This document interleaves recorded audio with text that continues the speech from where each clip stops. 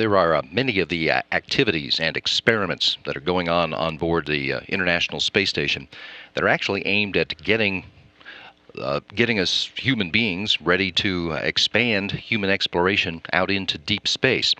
The International Space Station is NASA's springboard to the exploration of asteroids and eventually to Mars, and NASA is actively preparing for those missions right now.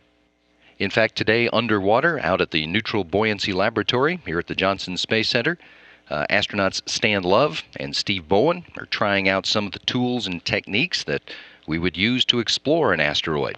They've agreed to take a few minutes right now to talk with us about what they're doing. It's our first underwater interview from the NBL. Good morning, gentlemen. Stan Love, can you hear me? Loud and clear. How do you have me? We've got you 5x5, Stan. Would you start by explaining to us what you guys are doing down there today?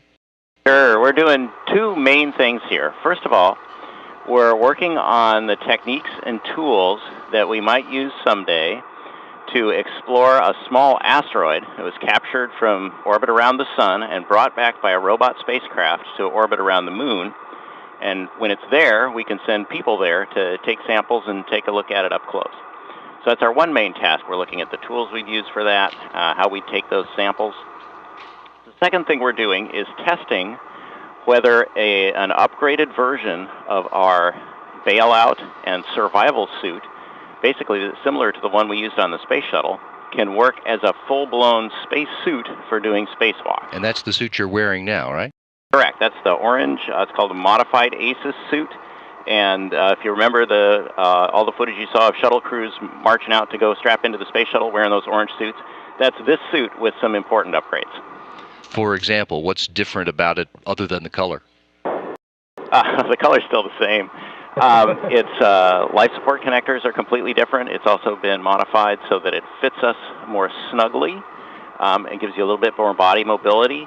And it's been biased to put the arms in a better working location for working in zero gravity. Steve is there behind you. Can you tell us a little, Steve, how working in this suit and on this sort of a project would be different than the kind of tasks you've done on 7 spacewalks on the space station? Well, when you are working in the EMU, it was designed to operate in space and to do those tasks. And so 2 other upgrades to these suits, the gloves and the boots, are both from the EMU. So they help with your ability to do work. And originally, Orion was designed without any EVA capability at all. And the crew office and some others felt very strongly that we needed to have a contingency capability. And so the idea of doing an umbilical spacewalk in the suit you were launching and landing in, ACES at the time, came to be a concept. And so once we tested that, we found that we actually had better mobility than we anticipated. Still have a long way to go to get any real useful mobility. And as far as what we will be able to do in this suit, we just don't know, because it needs some significant modifications to make it easy to translate. As you can see, I can't stretch my arms out quite as far as we used to in the EMU, and the work envelope is very small. It's hard to go all the way across. So as we get through, as Stan said, as we look at these tasks are outstanding to help us develop what needs to be modified in the suit as well. They're just 2 concepts that seem to work well together to potentially achieve this mission. Apart from the suits, what else do we still need to work out before we can go to an asteroid and do something useful? I'll let Stan explain that. He's the one playing with the tools today. Oh, there's all sorts of things. For instance, from lessons learned, this is Steve's and my second run in this suit. Last time we learned that if you try to use a geologic hammer in a spacesuit, where your work envelope's right in front of your faceplate, that's not really a very good idea.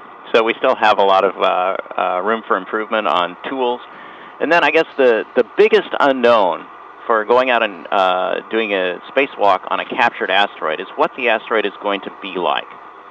The small asteroids that we could go and get with a robot ship are tiny. They're, a few yards across. Mm-hmm. And even in the world's finest telescopes, they're a dot. So you may not know till you get there whether you're dealing with basically a pile of sooty gravel that's loosely held together by its own weak self-gravity, or it could be a solid chunk of nickel iron. And the way you would move around on those, the way you would take samples from them are completely different. And at this point, we just don't know what we're getting. So we're kind of exploring what we can here in the pool so that on the real day we can have a better chance of doing it correctly. And that's exactly why we do it. Stan and Steve, I really appreciate you taking a couple of minutes to talk to us. It's fun to do that and to see what you're working on there. Good luck. Thank you. Thank you.